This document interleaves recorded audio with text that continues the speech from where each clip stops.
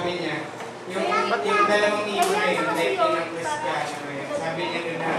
Tapos yung sa labas ng ark, type yun, tinype niya yun sa Windows, sa Libutan. Sabi niya doon na yung Kristiyano, dalawang klase daw yun.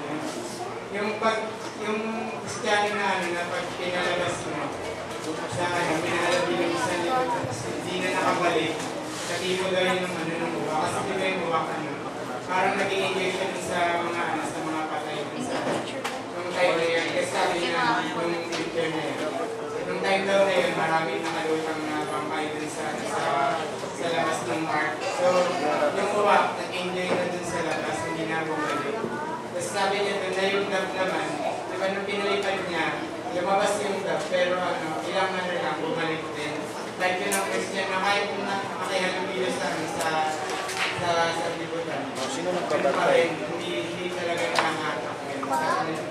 Ganun nga na tayo ng Kristiyano. Tapos sabi niya na merong Kristiyano na love nga tayo, di ba? Dapat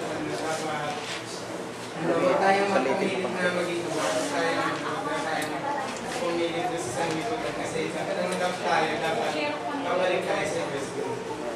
Inang ko. Ikaw na.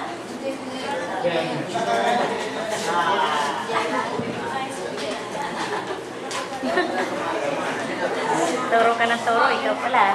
Nakapost ko.